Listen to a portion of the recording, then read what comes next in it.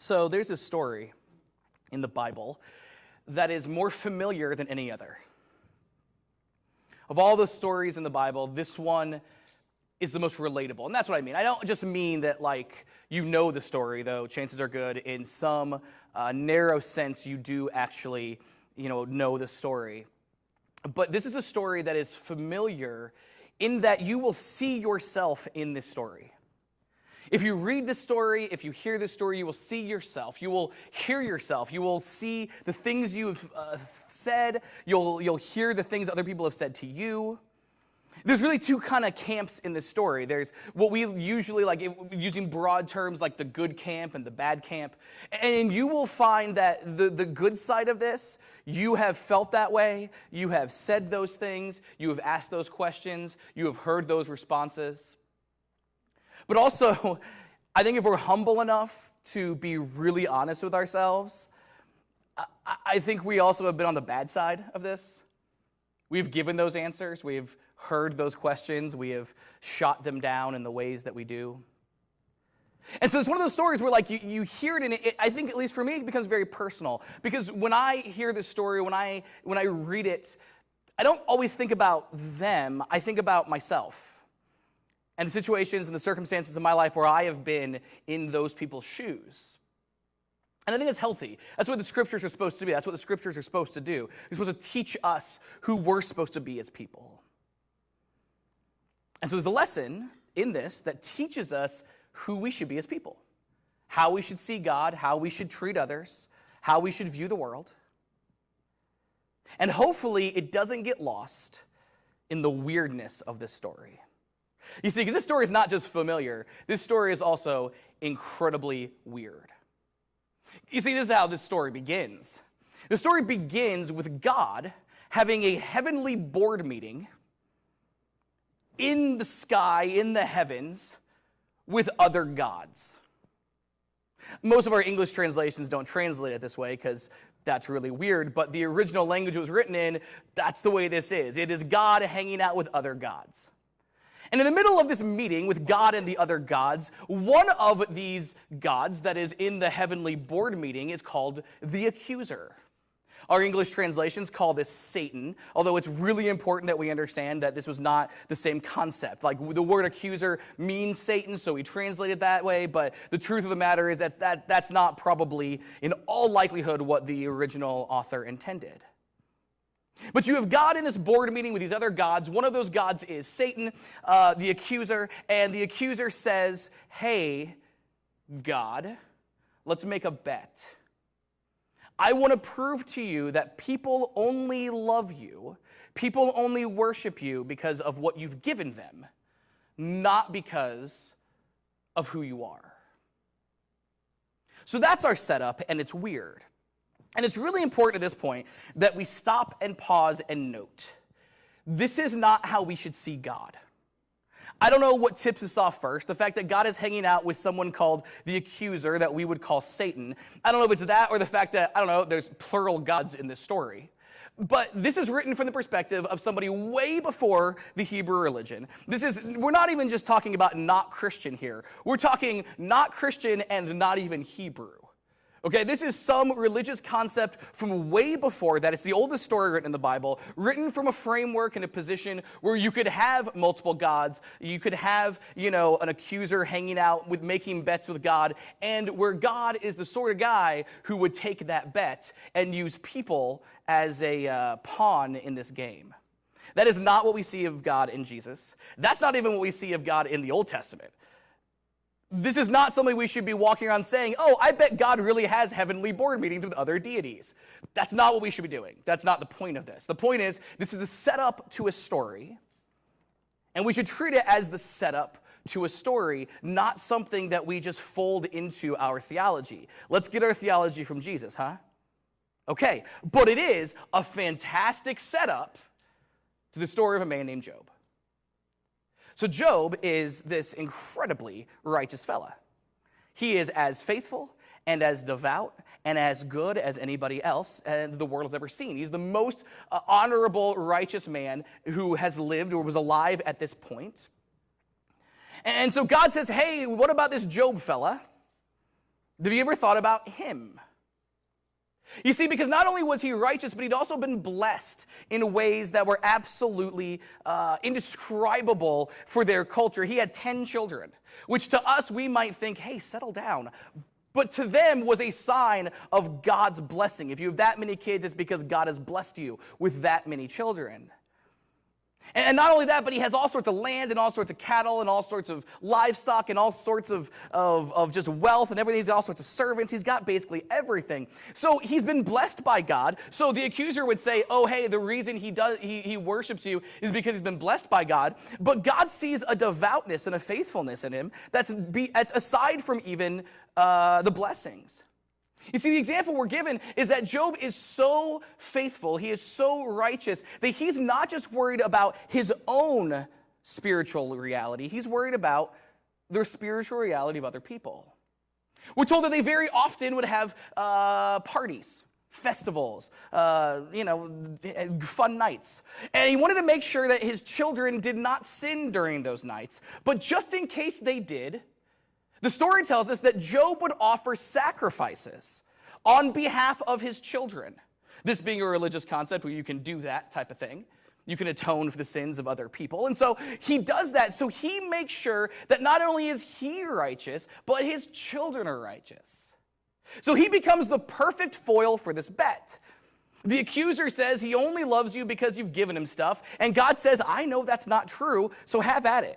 And God tells the accuser, hey, listen, do anything to any part of his life, just do not touch him. And the accuser said, great, that sounds A-okay with me, I can work with that.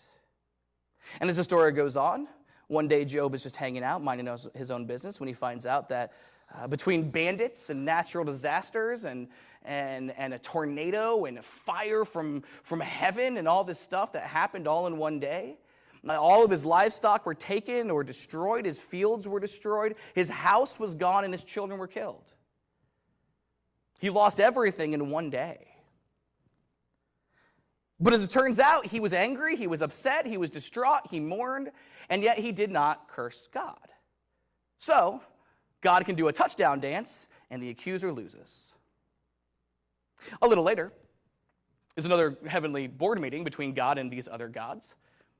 And the accuser says to God, hey, listen, I think the terms of our last bet were a little bit skewed. He said, look, any man may be able to withstand losing everything, but you make him hurt, you put him in some pain, and then he'll definitely curse you. So God said, okay, that's fine, no worries. Tell you what, do whatever you want, but don't kill him. And then see what happens.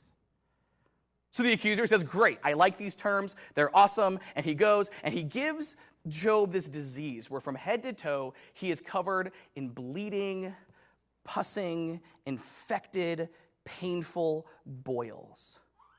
Literally, to sit down hurts. To stand up hurts. To blink hurts. Every moment in life hurts, and you can't even really go to sleep because I don't know if y'all have been in a lot of pain, but when you're in that level of pain, you can't even sleep. No relief at all. And yet Job does not curse God. God 2, the accuser 0, and Job, whatever is less than 0 on this scoreboard. So that's the part we usually talk about. That's the part everybody knows. Like, you've heard that part of the story. We've tried to explain it in certain ways. Once again, please never use this story as actual theology teaching us who God is. This is an incredibly odd, kind of one-off story. It's not from the Hebrew people at all. It's something they folded in to their Bible. This is not how God works. God is not gambling in heaven right now with your life, with other deities. There are no other deities. We are monotheists. Like, it's real obvious, okay? But we always focus on that, and we start asking these questions. But the thing about it is that is 2 chapters of this book, and there's 40 more. The bulk of this story is not the setup. It's just the setup. If this was a movie, that's like the opening scroll credits. Like if it's Star Wars, this is the thing that scrolls, in space. And then we go watch the movie. And we always seem to ignore the movie of this. We always seem to ignore the 40 chapters of what happens. And that's not great because, well, that's the point. The point is not to teach us who God is. That's not why the Jews folded this into their Bible. Instead, it's that conversation between Job and some of his friends. So the story goes, and Job is obviously unhappy, as you might guess. And he's mourning both his children and everything he's lost, but also he hurts, so he's mourning himself also. And 3 of his friends come to offer moral support. Good friends. They want to be with him. They're such good friends that they come, and for a week, these 3 friends, their names are Eliphaz, Zophar, and Bildad, in case you're wondering. That becomes important here later, at least the Eliphaz part. But they're very helpful for a week, because for a solid week, they come and they sit with Job, and they comfort him, and they show him he's not alone, they show him he's loved, and they don't say a single word. And for that week of silence, they are the best friends on earth. And then they start talking. And what happens is a debate. Around almost 40 chapters of a debate between Job and his friends about why this has happened, what was going on with God, what was going on in reality, what was going on with suffering, what was happening. So we need to kind of see the stakes here, okay? So here's kind of Job's position. He says it a lot, but this is Job's kind of default feeling, argument. This is sort of what he's getting at. It's in Job chapter 3. We'll bounce around a little bit, but it's in Job chapter 3. He says this. He says, "Let the day of my birth be erased, and the night that I was conceived. Let that day be turned to darkness. Let it be lost even to God on high, and let no light shine on it. Why wasn't I born dead? Why didn't I die as I came out of the womb? Why was I laid in my mother's lap? Why did she nurse me at her breast? Had I died at birth, I would now be at peace. I would be asleep and at rest. Why give light to those in misery and life to those who are bitter? Why is life given to those with no future, those God has surrounded with difficulties?"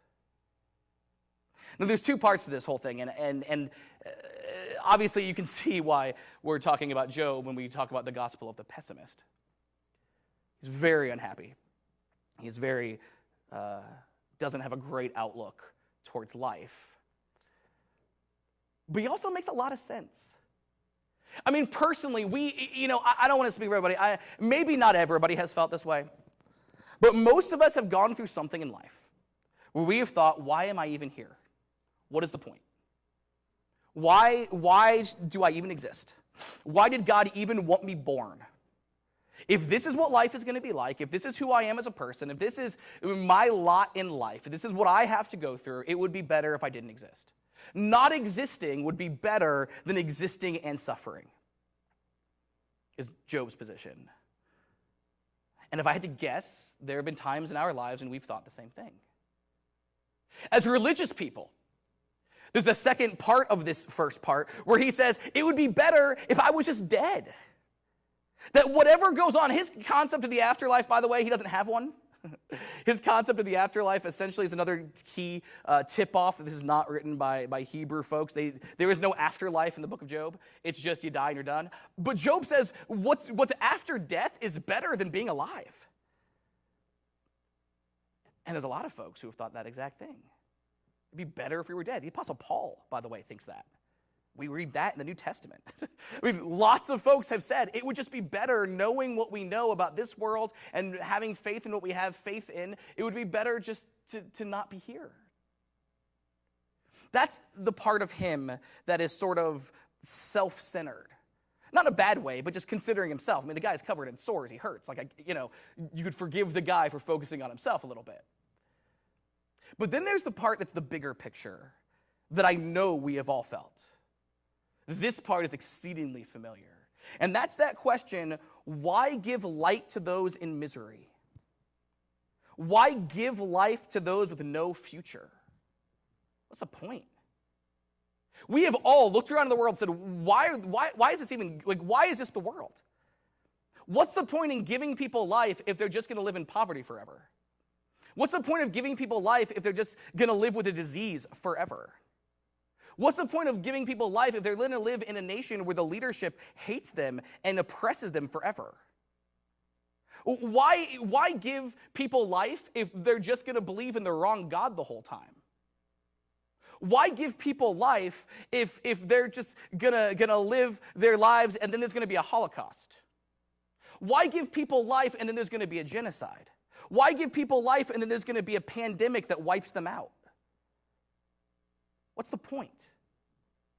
We're beyond just why do bad things happen to good people. We're beyond that. What is the existential reality of life when it hurts and it's nothing but hurt? Why does a God of love and light and life even do that? What's the point? I know you've asked that question. And so Job's position is very simple. I don't understand what God is doing or why. I don't know why I am suffering. I don't know why the world is suffering. I don't know how that fits into my theology, how that fits into my faith. I don't know how that impacts anything at all. Why is what I know about God to be true completely at odds with what I know in the world is true? So as friends, they have themselves an argument, counter-argument. And I wish you would not see yourself in this. I wish I didn't see myself in this sometimes. Here is their counter-argument. You see it a lot, but this is sort of a microcosm of everything they say for 40 chapters in one way or another. It's in Job chapter 8. We read one of the friends saying this to Job, "How long will you go on like this? You sound like a blustering wind. Does God twist justice? Does the Almighty twist what is right? Your children must have sinned against him, so their punishment was well deserved. But look, God will not reject a person of integrity, nor will he lend a hand to the wicked. He will once again fill your mouth with laughter and your lips with shouts of joy."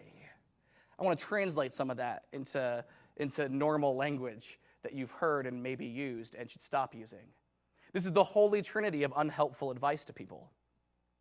The first thing they say is everything happens for a reason, which is not the same as saying like there's cause and effect, but everything happens according to God's divine plan. You notice they said, does God twist justice? Does the Almighty twist what is right?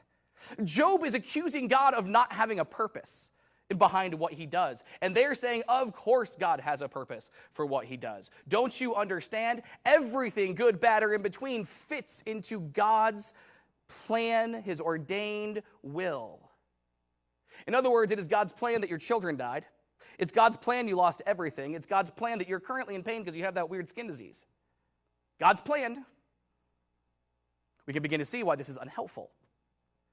But then we really see why it's unhelpful for the next thing. Part of God's plan is a one-to-one relationship between if you sin, bad stuff happens. Sin equals bad stuff.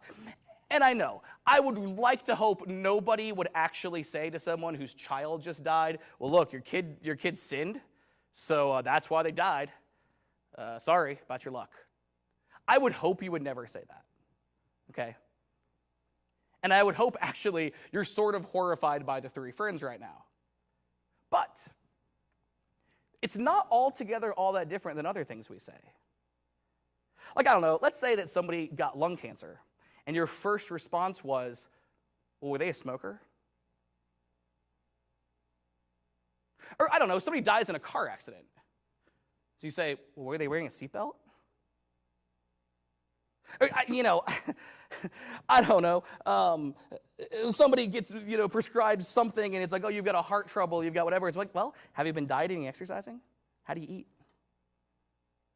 Like, we do this all the time.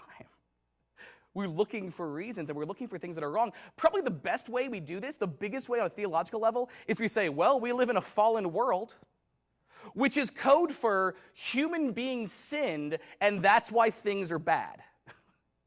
Well, somebody sinned, and that's why your kids got cancer. Again, not helpful. But then we hit the holy trinity of not helpful stuff, because they say, well, God will once again fill your mouth with laughter and you will have joy. The idea being you should just turn to God. He'll make you feel better. Oh, man, we do this all the time. Well, look, here's the problem. You need to go to church. You need to read your Bible. You need to pray more. You just need to trust Jesus, and then all your problems will be solved. All of them. Forever. You'll be totally happy. It'll be great. Now, that is like a terrible theology sandwich. You've got bad theology as the bread, you've got bad theology in the middle, and we just keep shoving it in people's mouths. Job did not like it, and neither has anybody that's heard it from me or you. And if it was you hearing it, you know why. It's not helpful. But it's also logically inconsistent, and according to Job, completely untrue. I mean, Job takes this bit by bit and says, okay, cool. As he goes throughout in the book, in the argument, Job kind of dismantles these arguments. He says, okay, great. You say everything happens for a reason. You say it's God's plan. Then is God wicked when he makes the wicked prosper? Because wicked people have great lives. Bad people, wonderful things happen to them. Is that God's plan? And what does that say about God? If God's plan is bad people have awesome lives. Is it God's plan that the nations get power because they're the most violent and the most bloodthirsty and the most strategic and they kill the best? Is that God's plan? I mean, this whole everything happens for a reason makes absolutely, it makes not a whole lot of sense when you consider tragedy, but it doesn't make any sense when you don't consider tragedy.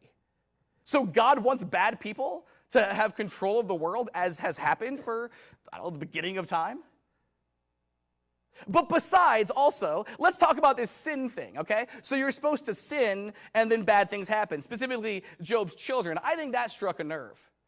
Not just because he loves his children, and not because he thought, well, my kids could never sin. It's because Job knew his children could sin, and that's why he specifically, regularly, constantly atoned for their sins. Remember that part of the story? Yeah, that seemed like a weird detail until right now. Job always atoned for his children's sins. There's no way. It's impossible for his children to have died because they sinned. It's impossible. And he's the guy who knows it. Also impossible, the whole concept of, well, just turn to God, he'll make you happy. Remember the whole scoreboard thing? Job never turned away from God. Job had never cursed God. His friends assume he did, but he didn't. Job knew, I didn't leave God. What are you talking about? Come back to God and he'll make me happy. I never left God in the first place and I'm not happy. I mean, Job is dismantling these arguments, and he knows they can't be true. And so do we as we read the story. And so it's not a real happy read, but back and forth it goes. Back and forth the arguments go. One and then another, and then one, and then another. Another guy shows up, his name is Elihu. He's real confusing. He sort of yells at everybody, but also not. It's very odd. And there's all this stuff, and here we go. But at the end of the story, God shows up. And if you're tracking with, you think, okay, good. We're going to get an answer. It's going to be awesome. God's going to tell us who's right. God will probably just tell Job about the bet, let's be honest, because that's actually what's happening. Why not just tell him that? God's going to answer, he's going to say, hey, you friends, stop doing that to people. He's going to tell Job, hey, listen, you got really good questions. Also, let me heal you of that disease. I can do that. You think that's what's going to happen. And so you read the story, and God shows up, and he tells Job nothing. Absolutely nothing. And it's one of the most frustrating things you will read in your Bible. He tells Job nothing. I don't mean that like literally nothing. Like he tells Job a lot of stuff. He talks a lot about how, hey, listen, I made everything. Look at all the stuff I've made. I did all this stuff. I put creation together. You didn't. Also, look at all the stuff I made. Look at all the stuff I do. This is what I am. You're not me. God goes into a lot of that stuff. It's actually really, if you could divorce it from the context, it's actually quite a lovely few chapters of God explaining all he's done in creation. It's really quite nice. But it does not answer the question at all in any way. God gives Job nothing except one tidbit that I think, and so did our ancient Hebrew friends think, gives us the key as to everything that's going on in this story, everything that's going on in this book. It's in Job chapter 42. And we read God telling the friends this. After the Lord had finished speaking to Job, he said to Eliphaz, that's one of the three friends, that's why I gave you their names. He said to Eliphaz the Temanite, I am angry with you and your two friends, for you have not spoken accurately about me, as my servant Job has. Now that's kind of a mind-blowing sentence right there. I mean, there's one way we could take it. We could take it like, his three friends explaining all the ways that God has a plan and all that. That's not right. And then Job saying there's clearly no plan here. That's right. We could take it that way. I don't know if we should exactly take it that way because, well, he just told Job all the stuff he got wrong and, you don't have it. You're not me. But what we learn here is something quite fascinating. Job, in general, was right in who he was and how he spoke of God. His friends, in general, were wrong in who they were and how they spoke of God. Job spoke of God with questions that he knew could not be resolved. Job asks questions almost rhetorically. Job wrestles with his faith. Job admits he has not a clue how to resolve the problems he has with this world, with God, with people. Job is ignorant, and he comes to the table saying, I know that I don't know. And God says, he speaks right of me. Job doesn't know. His three friends, they come to the table with a different attitude. They come to the table with, Job, stop asking those questions. What was the first thing they said? How long will you go on like this? How long will you ask questions? In other words, just stop asking the questions. They wanted the questions gone. They were uncomfortable wrestling with their faith. They were uncomfortable talking about God in ways that might be considered blasphemous. They were uncomfortable calling God on what God has done. And so they, in ignorance, because they don't know any more than Job does, made up answers to questions they didn't know. It made them up. Every answer they gave, everything happens for a reason, it's not in the Bible. It made it up. Well, the reason we have disease is because of sin. Somebody made that up.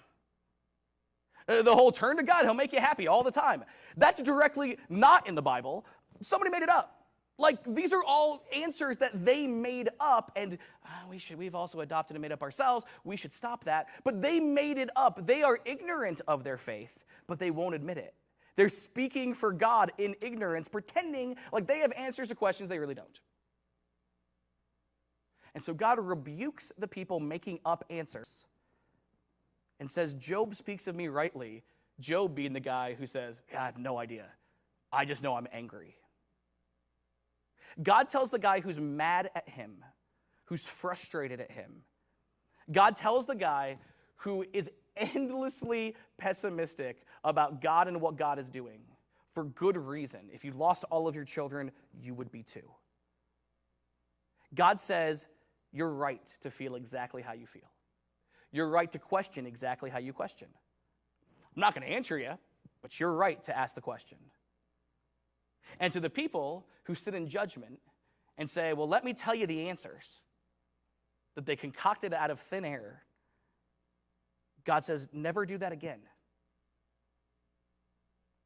And there's a massive lesson for you and for me in times that are good, in times that are bad, in times when we deal with other people. We are called to stay in our lane.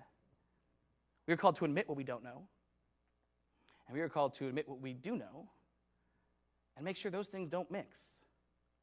There's very, very little more toxic and more dangerous than a theology of God that we make up and pretend is from Jesus. And so we need to learn from the three friends and know, you know what? Let's not do that. But we also need to learn from Job and say, you know what? When we're angry and we hurt and we're confused, God doesn't reject us. God embraces us. He wants us to be honest. He wants us to be ourselves. And he wants us to know that we can ask whatever questions we want to ask. We can go through whatever seasons we go through. And that's okay. So we're in our second week of our series called The Gospel of the Pessimist. As we talk about the things in the Bible that are a little unpleasant, and consider this story in the Bible, the oldest story in the Bible, a unique story from the Bible. We learn a valuable lesson about how we should approach our faith. A second lesson from the pessimist is this: God never wants us to make up answers to questions we don't know. God never wants us to make up answers to questions we do not know. Now, we call this the gospel of the pessimist, which means there's good news here. So where in the world is the good news of Job? Now, I think it comes from the fact of this. Job is incredibly and radically unique. Here's why it's unique. If you do some reading on ancient Hebrew folks, you'll find that the people who adopted this into the Bible have not a clue anything about this book. They don't know who wrote it. They don't know when. They don't know where. They actually are not totally sure in what language. I mean, we got a couple different copies. They're not totally sure which was first. They're not totally sure even what the original language is. They don't know what religious concept has come from. They know it's not Hebrew. They know, like, there's no afterlife, there's multiple gods, there's all this stuff. They know there's that. They don't know under what circumstance it was written, why. They don't know if it's supposed to be taken literally, like, are we supposed to believe this stuff happened? Did they think that, or is it all just a story? And they don't know if some of it's a story and then some is not. Was Job a real guy? Is Job a character people made up? Like, is Job, did this stuff happen to Job and they made up the Satan stuff, and so here we are? Like, they just don't know. They have no clue. And for not knowing any of it, they're like, yeah, that story is good enough, we're putting it in our Bible anyway. I mean, I don't know if you guys are aware, but getting into the Bible as a story, it's a hard bar to clear. And they brought this story and they know nothing about. And I think that's beautiful, because now what we have is a story we know nothing about that teaches us that we know nothing about God. Nothing. Like, we just don't. And that is such good news, that we don't know things about God. And here's why. When you get to heaven, you will not be handed a number 2 pencil, a Scantron, and a blue book and said, you have 2 hours. That is not the way this works. God is not going to say, oh, you believed like 6 things that were wrong, so you're not part of my kingdom. Sorry, had you done 5, that was the cutoff. 5 is allowed, 6 is not. That guy over there was like 90. He really didn't get in. You got to 6. That's got to be frustrating, right? Life is not a test. It's not a test of knowledge. That's not the way this works. And that's a good thing, because I'll tell you what. I know so little about life that, those McGriddles at McDonald's? Those are like pancakes as buns. I don't know how they get the syrup in there, but my hands aren't sticky afterwards. I have no idea. I have not a clue. I've wondered. I've Googled it. I don't know. I don't know what the lights on my car dashboard mean. I don't know which ones I need to call a mechanic for, and which ones are just fine. And if the answer is all of them, always call a mechanic, which might be the answer, by the way, I don't know how my car's still running. There are a billion things I don't know about life here that's pretty simple, and yet I'm supposed to know about God? Like, I have to recite facts about God to be saved? The pressure, if that's the way this worked, is enormous and astounding. But you see, Christianity is not about what we know. It's not about reciting correct facts. Christianity, by itself, faith, we're told in the New Testament, is the hope of what we don't know. It's the hope of what we can't see. By definition, if you are a person of faith, you have hope in something you don't know. By definition, Christianity is not having the answers to everything. Christianity is trusting in the path of Jesus.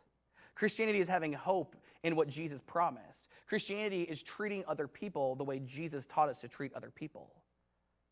It's about what we hope for and trust in and treat other people. Christianity is about what we do and who we are, not about what we know. Job was faithful, and he was faithful in ignorance.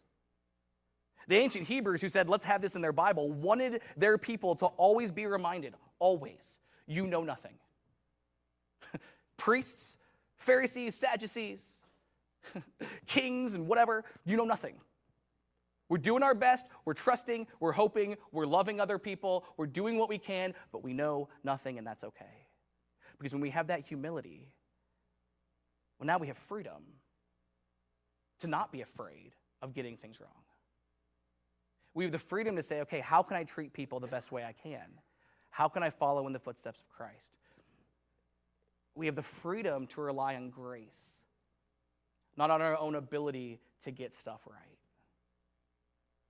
And coming from the guy who can't figure out what I order in the McDonald's drive-thru in a car I can't understand, I got to tell you, that's extremely good news.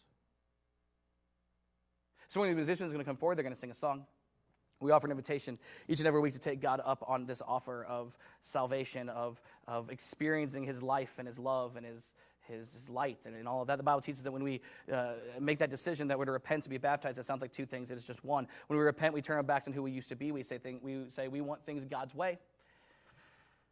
And in baptism, we see a physical picture of that spiritual reality. You've never made the decision, nice warm baptistry, it's warm virtually anytime. We can do it today. We can do it literally anytime. You just let me know. We'll work it out. If you're already an immersed believer in Christ, you're looking for a perfect church home, this place is not it. We do serve a perfect God, and we want to connect, we want to call, we want to cultivate, we want to meet new people, we want to share the gospel, we want to grow up while we do it. And part of growing up, we want to ask whatever questions we want to ask. And even if we don't know the answers, knowing that that's okay, and God is still there. As we stand and as we sing.